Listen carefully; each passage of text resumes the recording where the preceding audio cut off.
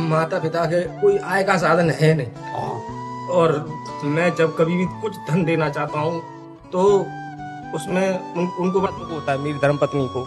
नहीं नहीं होना चाहिए। तो इससे फिर मुझे भी दुख होता है। अब नतीजन ये बात मेरे माता पिता को पता लगी, तो अब उन्होंने पैसा लेना बंद कर दिया मेरे से, और दुखी रहते हैं। नहीं नहीं नहीं बच्चा, नहीं उनके पैर छू, नहीं मेरे उनको, बाबा। नहीं नहीं नहीं, आप उनको बहुत धन्यवाद, आप अपने माँ बाप के प्रति इतने दयालु हृदय हैं, उत्साह।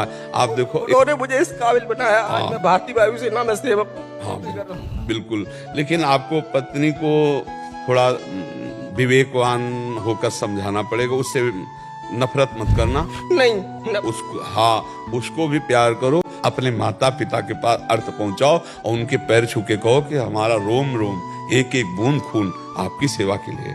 आप अगर नकारेंगे तो ठीक नहीं रहेगा कि देखो तुम्हारी पत्नी भी ना नाराज हो और तुम्हारे माता पिता की सेवा बने। इसके लिए थोड़ी बेईमानी करो अपनी पेमेंट से। यद्यपि वो ईमानदारी है कि जैसे पत्नी का अधिकार आपके धन पर है, ऐसे माता पिता का भी अधिकार है, क्योंकि माता पिता के संयोग से शरीर पुष्ट हुआ है और पत्नी उसी शरीर का भोग कर रही है, तो माता पिता का अधिकार प्रथम है। तो हम बेईमानी इसलिए कह रहे कि झगड़ा ना हो, लेकिन परस्पर छोड़ा इतना अनुशासन तो होना चाहिए। वो ये नहीं समझती कि माँ बाप ने पैदा किया, इसका अधिकार है माता पिता की सेवा करना। अब तुम जो पूरी पेमेंट पाते हो केवल पत्नी को ही दे दो, यह अधर्म है।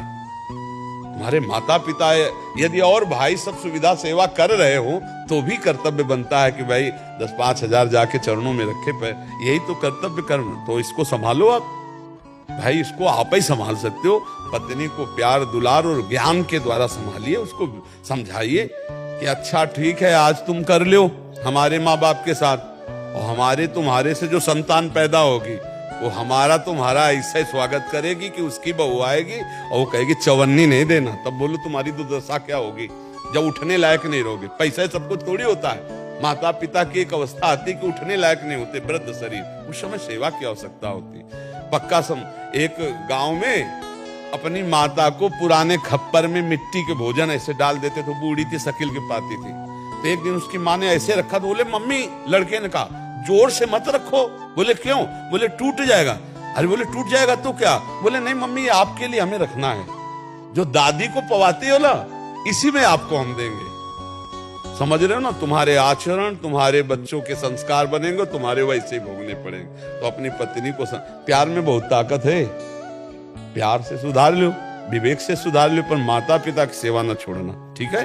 हाँ, इसका मतलब नहीं समझना, निगेटिव मत ले जाना। कल हमारे बच्चे होंगे, अगर हमारे साथ ऐसा व्यवहार करें तो क्या उचित रहेगा?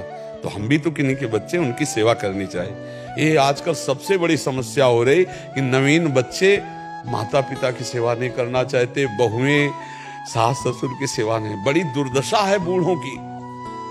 ये आधुनिक पढ़ाई लिखाई बहुत है बुद्धि भ्रष्ट किए, नशा करने लगे नए नए बच्चे, बूढ़े बाड़ों को मारते हैं, उनकी सेवा नहीं करते। आप तो धन्यवाद है कि आप अपने माता पिता की सेवा के लिए सोच रहे हो। हम बार बार ये बातें इसलिए रख रहे हैं कि हमारे समाज को आवश्यकता है आज बूढ़ों की सेवा की। कई ऐसे हमने बूढ़े देखे जिनको घर से निकाल दिया गया है और एक पैसा नहीं और चलने लायक नहीं है। बहुत उनको भगवान की तरह सेवा करनी चाहिए। बूढ़ों को आशीर्वाद जानते हो, भगवान का आशीर्वाद होता है, क्योंकि असमर्थ होते बूढ़े। माता पिता की सेवा करो।